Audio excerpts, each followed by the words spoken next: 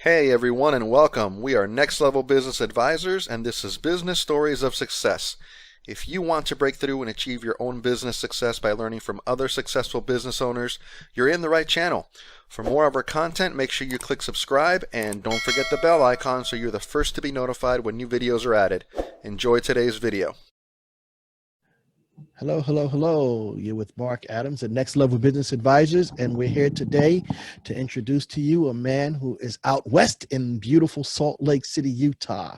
Mr. Derick Van Ness is the owner, I hope I have it right, the owner of Big Life Financial. How are Yep, you, sir? I'm fantastic. How about you, Marc? I'm okay. I'm okay. It's always cool when I talk to people. I've talked to people all over the country now, but they all come back to New York. I was telling you I live in the Englewood, New Jersey area, and you said I was in Brooklyn for a while. That's right. That's right. Loved it over there. Yeah, Brooklyn is pretty cool, although I would never go. I was born and raised in Manhattan, so it's just a little different. Sure. Cool, I'm just bridge and tunnel. I know. But that's cool. It's cool. Nice to have you. Nice to have you.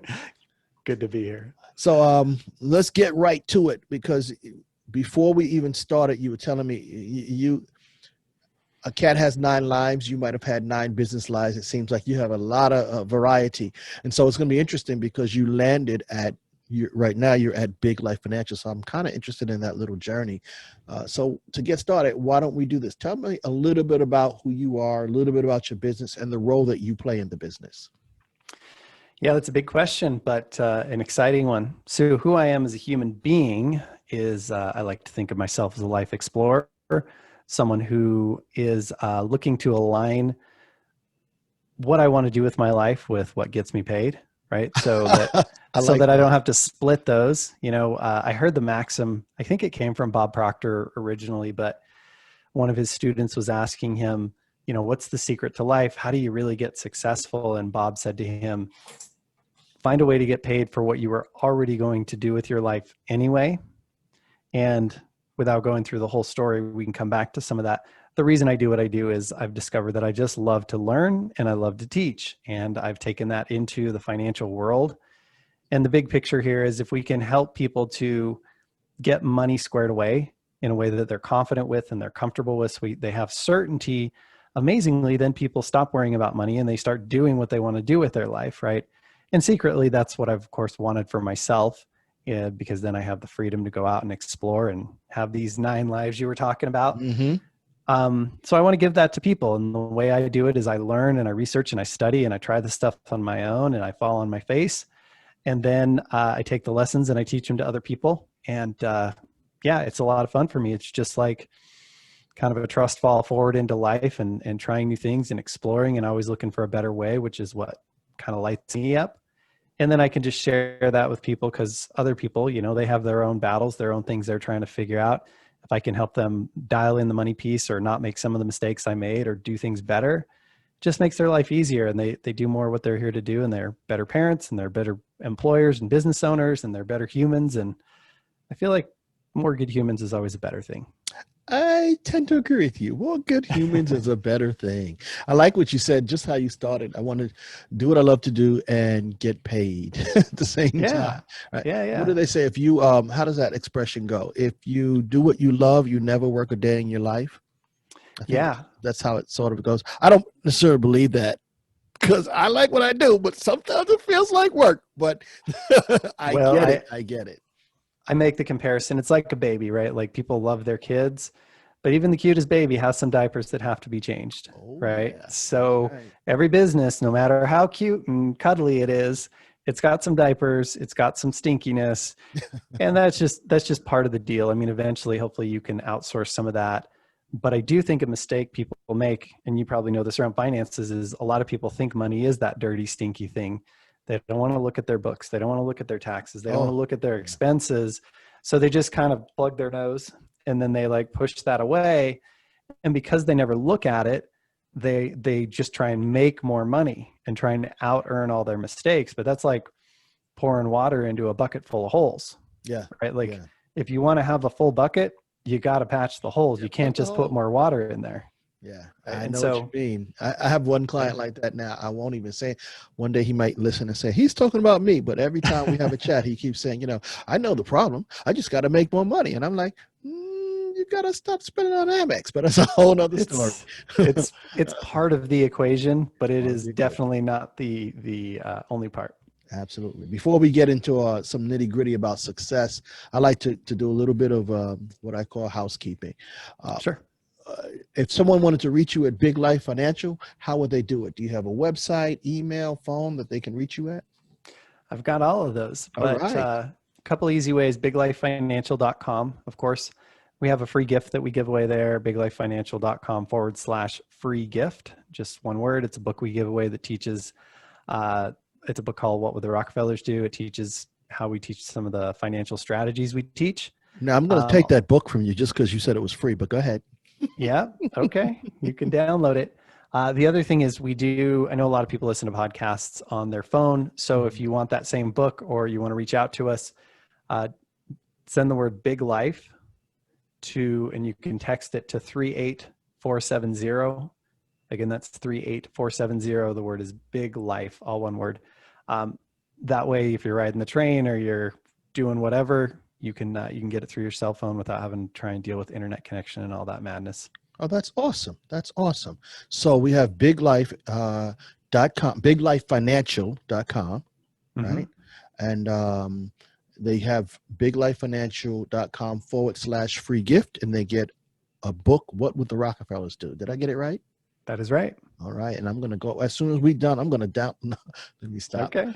I'm probably going to go home, but I'm going to definitely download it. I love to read what my interviewees do, because that's what's fascinating about chatting with folks. So let me ask you some other questions here.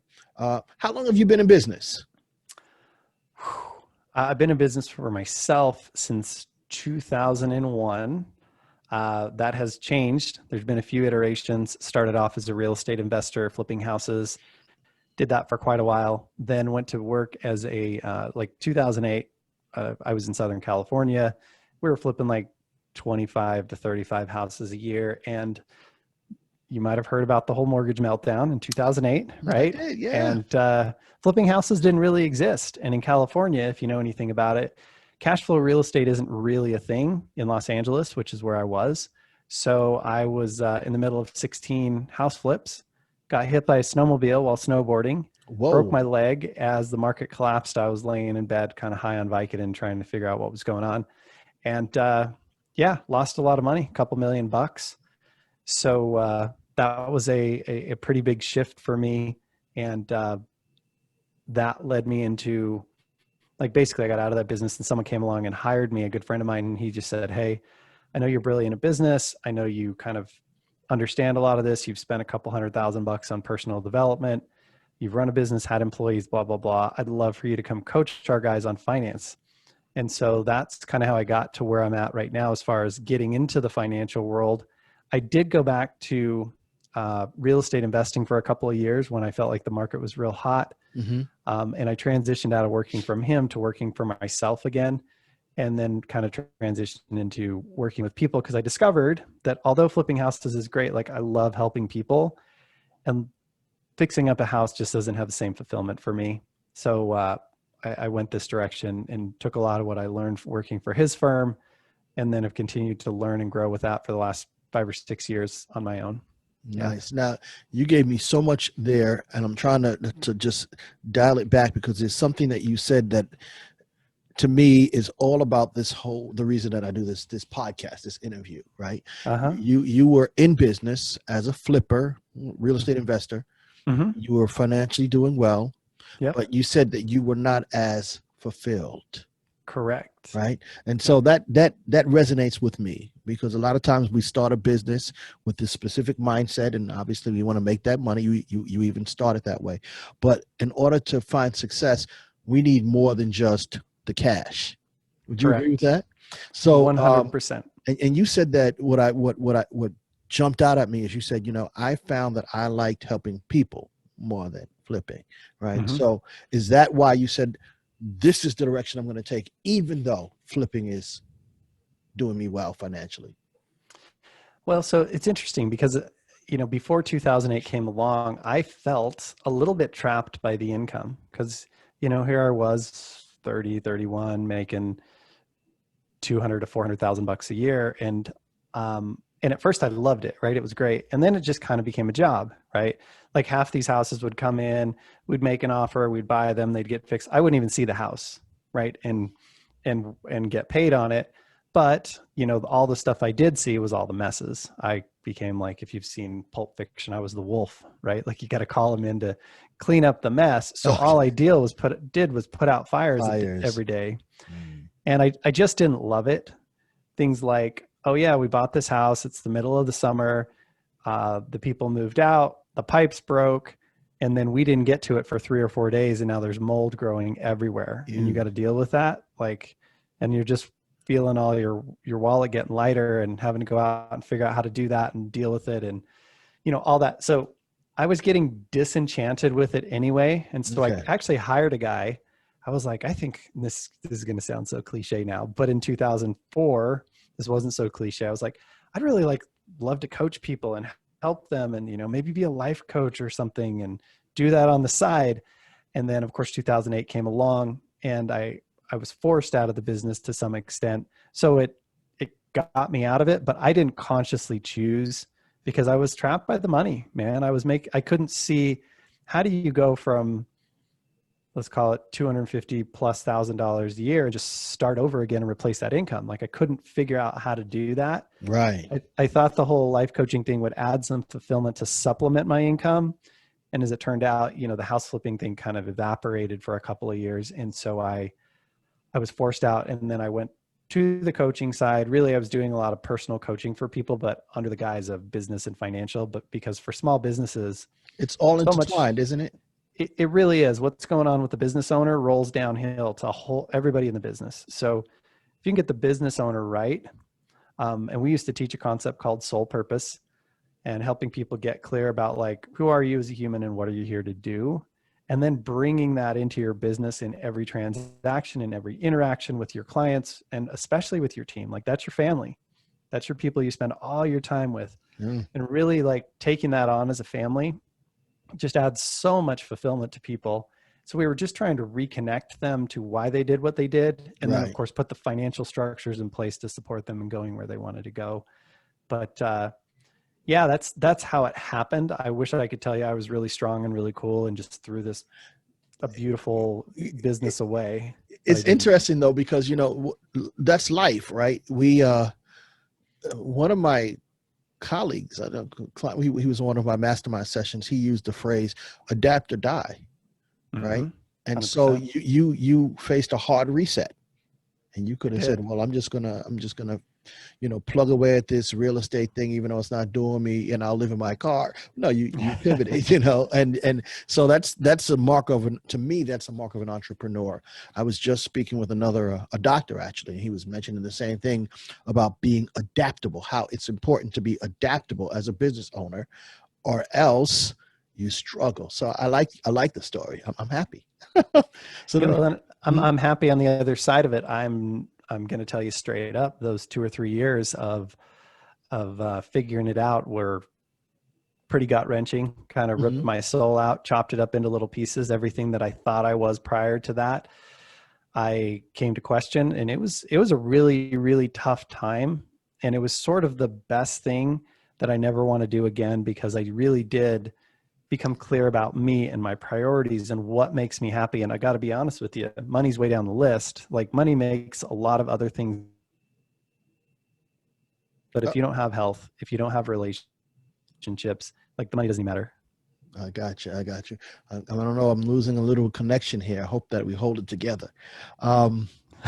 Yeah, it was like money makes, and then if you, this to me, this Zoom thing is beautiful, but every once in a while we holding on. So, but we got that. Let me ask you this question, because I think this is going to be interesting. You mentioned, and I'm following your journey. You were the real estate investor extraordinaire. The market crashed, and you came back down to earth. You started working for someone else and doing advisory services, and it went well.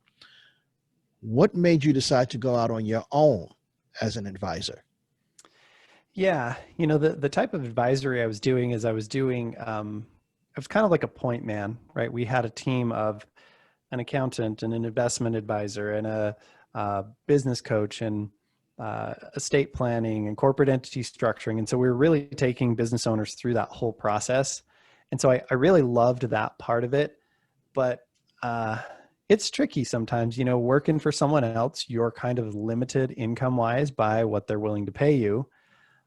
They were paying me a good amount of money, but I could just see that like long term, I wasn't building something for that could turn into my thing, right? I was acquiring the skill set, and I really encourage young people to take jobs that build the skill set that will allow you to do what you want to do in life. And so that was my version of, for about 5 or 6 years there, working with a couple thousand business owners, seeing the ins and outs of their business, taking them through this process.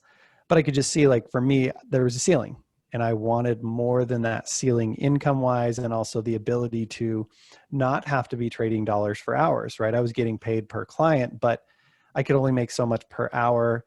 Truly, I think if you want to become wealthy, you need to learn how to leverage your intelligence, your skill sets through other people or through automations or systems. And there just wasn't room to do that inside of that business. So I started to feel a little bit stifled, and I just decided I had to go a different direction. I jumped back into real estate because I was like, well, I want to be able to utilize it. Maybe I can go back to real estate and I, take some of the things that I've learned and use them. I wasn't super fulfilled. So we did, I don't know, 20 or 30 houses there for a couple of years. And then I felt like we were top of the market, and in like 2015, 16. So I jumped out and got back into where I'm at full time now. And now I've got no ceiling, right? And I'm building a team and really being able to leverage the things that I've learned over the last 15, 20 years, teaching other people, investing in them, and allowing them to help reach more end users, people who are business owners that need help. Nice. Very cool. Nice story. Let me ask you this question. I'm going to pivot just a little bit, Sure. Especially because you've had a few businesses. So how do you then define success? Well, I'm going to steal this from someone because I heard it and I thought it was really right, but really living in pursuit, or being in a state of pursuit of a worthwhile goal. In other words, the way I might put it another way is doing work that matters to you, right? I think if you can spend your days doing things that you think matter. Now, it could be that you're into video games and you think streaming all day matters to people. Okay. But if you feel that way, like I provide entertainment and I engage with people, and there's a lot of people who are lonely at home right now, and I'm an outlet for them. Maybe that fills your tank, right? For other people, it's building stuff, recording music, whatever it is. It doesn't really matter what it is. It matters how important it is to you. So I think if you can do work that matters, and I use that because a lot of people say, follow your passion, things you're passionate about. Passions have a tendency to be things that are fleeting and things that are hobbies, but not always things that are valuable or create value in the world. So when I was talking with a lot of business owners about purpose and really bringing meaning to their business, it kind of came down to that: doing work that you think makes a difference or matters in the world. Nice. So do you consider yourself successful? Absolutely. Yeah. In that measure of it, I think the work that I do has a big impact on the people that we work with. And I get a lot of fulfillment out of just, I had a call with a client this morning, and, she's got 3 businesses and she's running around doing a lot of things. And she just said, every time I talk to you, like, I feel like I get more cleaned up and more certain and more aware, and I calm down, and I'm just get excited about my future instead of fearful. And just comments like that make a really big difference for me. It's true. I love that. That's like one of the reasons why I moved away from doing all the just bookkeeping and taxes to actually trying to advise, because it's such a difference when you see the business owner, because I work with a lot of owners, right? When they have that sense of relief, or they feel good about what they're doing. And that makes me feel good. Like, I'm having a small part, because obviously you advise, but they got to do the work. But to see them reach goals, their own dreams, it really is a blast. That's one of the best parts about, I guess, what we do, at least in my opinion. It's like one of the best parts of what we do. I agree 100%. Yeah, that's what lights me up. That's what gets me up every day and has me working, 8 or 10 hours every day full blast because I want to help these people and I know it matters to them. Yeah, yeah, it's a great feeling. So let me ask you, because you since you've done a few businesses, I keep saying that because it's like impressive. Like, I guess because yours are so different. Like, I've done a few businesses, but they're all very closely related for the most part. I think I had one. I had a couple of divergences myself. Maybe that's the entrepreneurs in us. We do different things. I had like an office cleaning business for a hot minute, and I had I was going to do this not mobile, but outsourced massage business. That was a good idea. And I partnered with somebody, but she didn't do her part, so we didn't get it going. But we have all these ideas, but I love when people have different ideas that they bring to the table, and that's what you've done. So I keep saying that. But in your business journey, what would you say is one big mistake that you've made in your journey? I think my biggest mistake, and I still struggle with this today, is I wait too long to hire someone when the time is right, like to hire people. I have a tendency to hang on to stuff. And I heard this when I was living in the Washington, D.C. area. I used to go to this coffee shop every morning and read and write. And I heard these guys talking, and one of the guys said the best thing an entrepreneur can do is to hire someone else to do anything that can be hired out. Okay. And I thought about that, and I was like, if I can hire it out, I probably should, because my time, when I figured out, is worth at least a couple $100 an hour. Mm-hmm. If I can hire it out for 25, I'm coming out way ahead, right?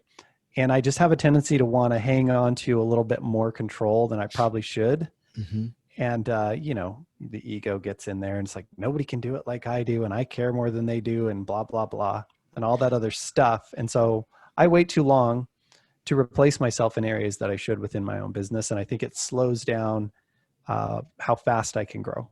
Okay. That's a good, honest answer. And I like that. So let me ask you this, because you said some of it is ego, some of it is control. When you dig down deep inside, can you pinpoint why you hold on so long? The one reason primarily that you hold on so long? I think it's just fear, right? Like, if I take on this person, there's a couple levels of it. If I take on a person as an employee, I feel a real obligation because that person's coming to me to help provide for their family. So I want it to work. And I don't always know if it's going to.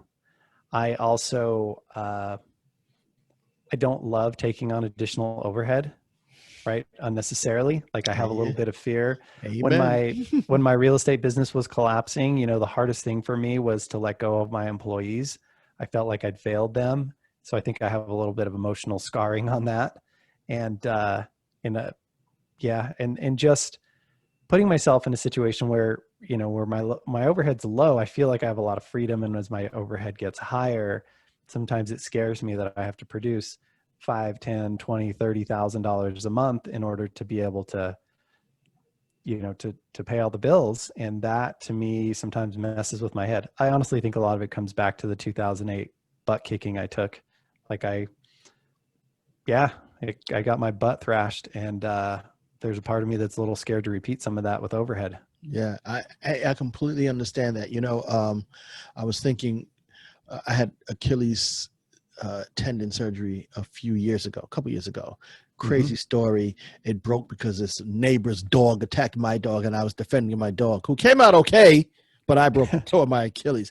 And the doctor, when I went back, I said, "Doc, I feel this lump in my Achilles." He said, "That's scar tissue."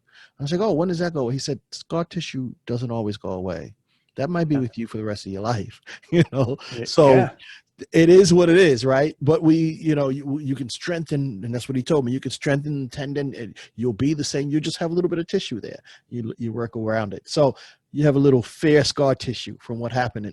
Now here's the question, because that's really where I want to dig with my listeners, right?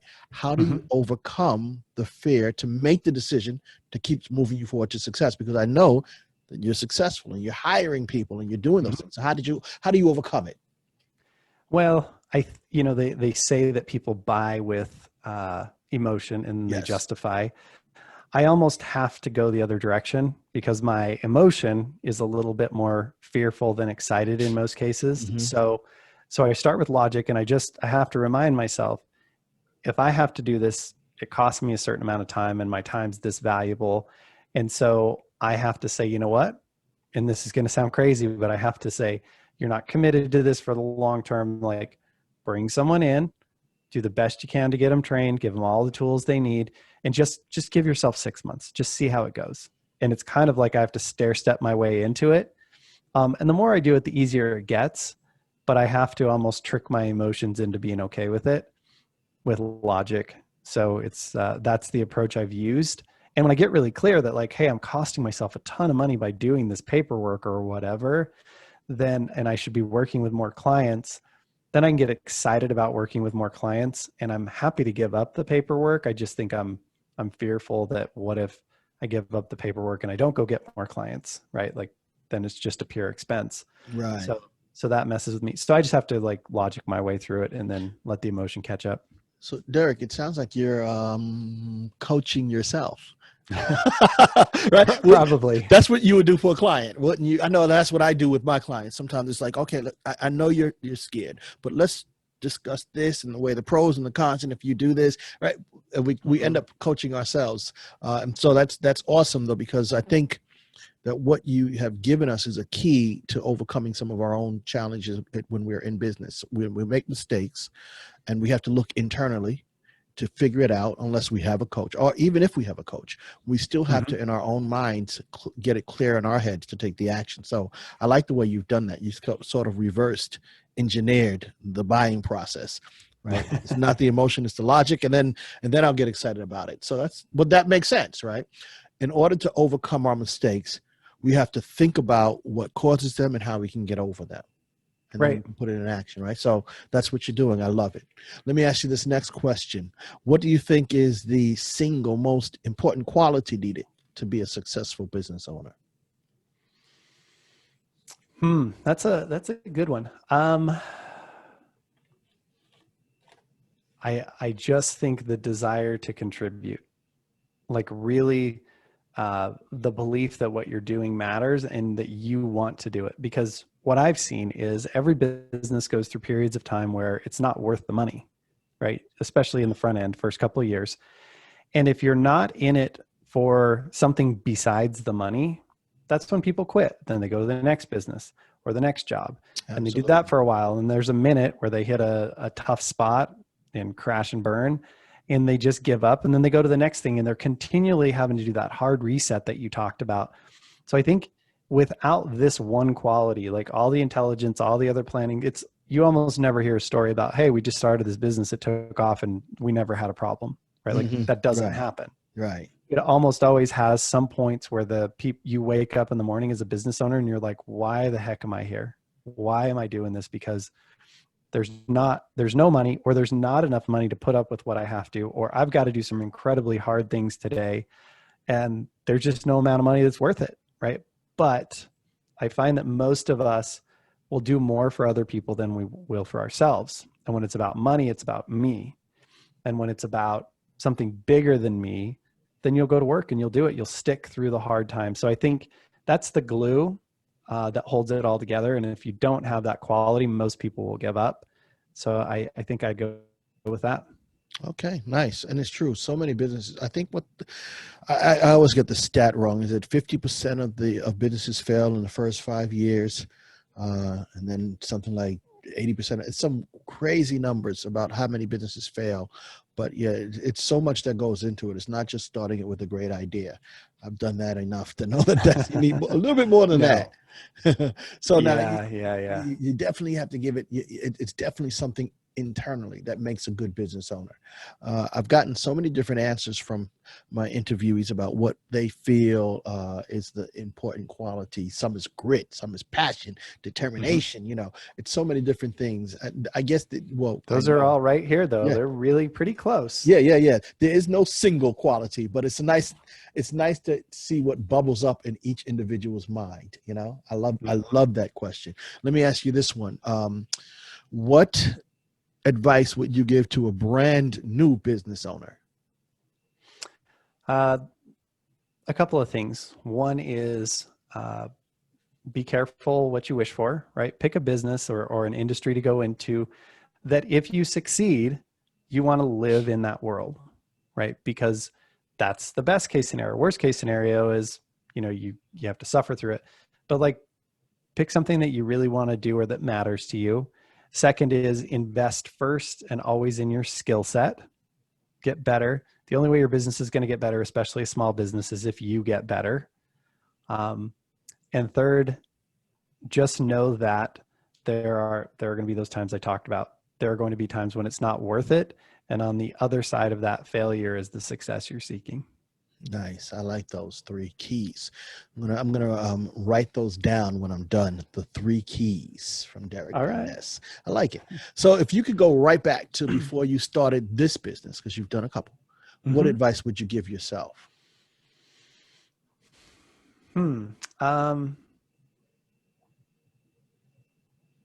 Create leveraged, valuable communication sooner. Like, take what you know and start speaking it out in a more leveraged manner. In the last 6 months, I've worked a lot on creating leverage, and it is doing tremendous things. Just, I'll just give you an example why, Marc. We were doing, like, you see all these ads. I mean, I'm in the marketing world, so you see all these ads for funnels, right? Like generate leads and lead magnets and attracting clients and all that kind of stuff. What I found though is it's very difficult to build a relationship with clients through email these days. Like it really is.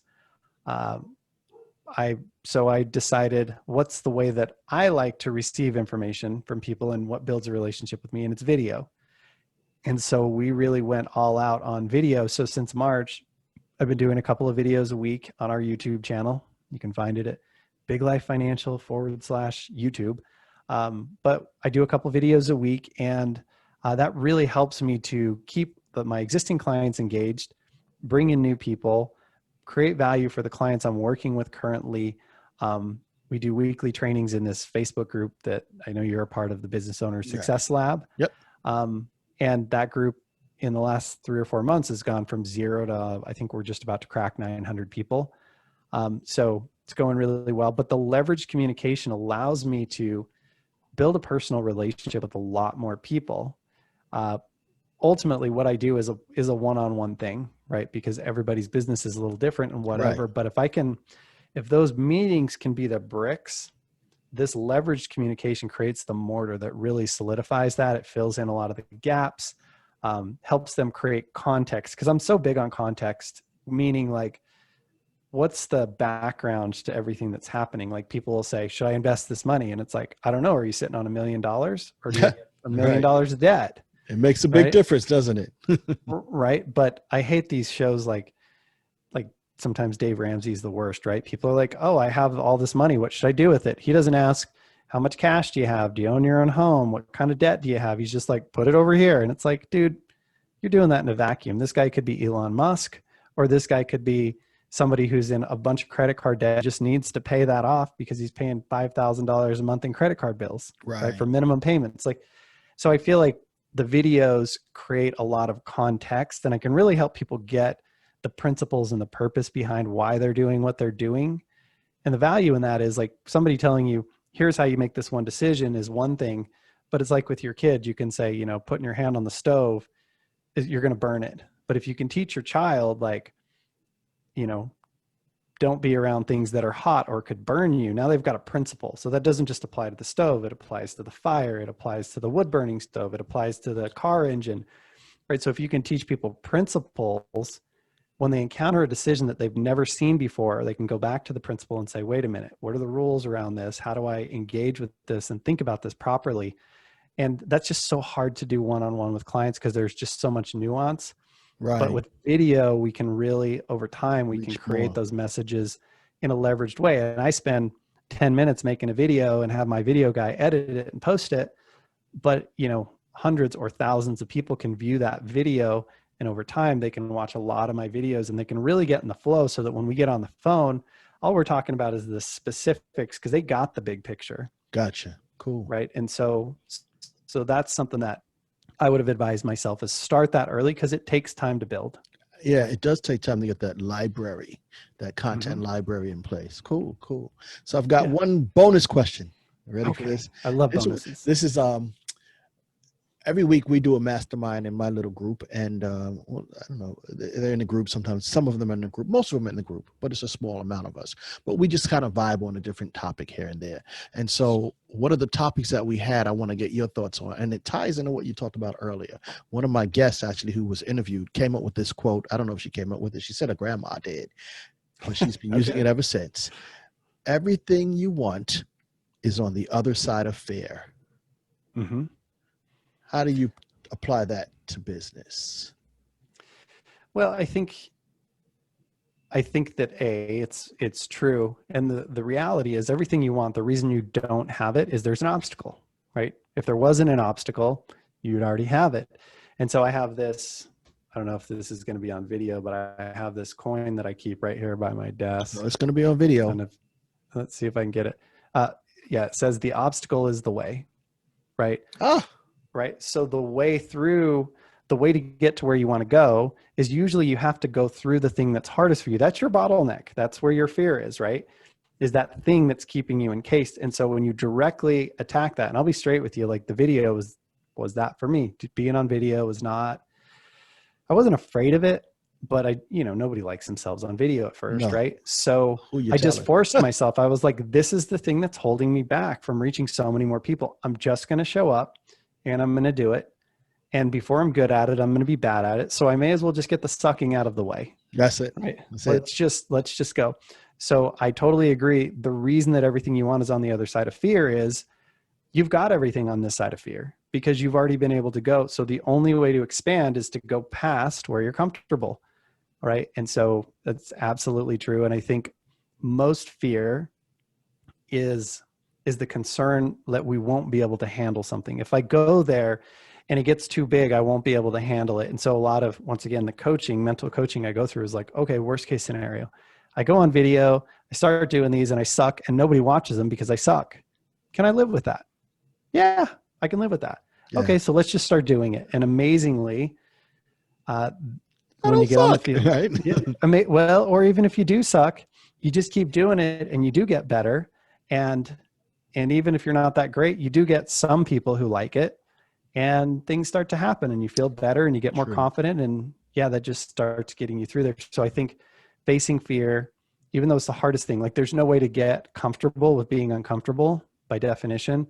Correct. But if you can take that on as a way of being, that I look around and I take on the hardest thing, the thing that I think is holding me back, and I'm willing to confront that continually, you will expand at a massive rate. Nice. Thank you so much. Really, really enjoyed that. You gave me some real nice gems. I just want to thank you so much, Derrick, because it's nice to talk to someone who's been through a few different iterations of business and has come out on the other side and is helping others. So we really appreciate everything that you shared with us today. I loved your opening statement, what I want to do with what I want to do with my life and how I get paid to do it. I want to split the two. Yeah. I love that. I don't want to split the two. I'm going to use that for myself. I'm going to steal a few things from you, Derrick, just so you know. So if you see me, know that I told you. I'm taking it already. Thank you so much. But seriously, we appreciate it. And we look forward to seeing your continued journey. Thank you so much. Thanks, Marc. Happy to be here. And it was a great time. Thank you very much.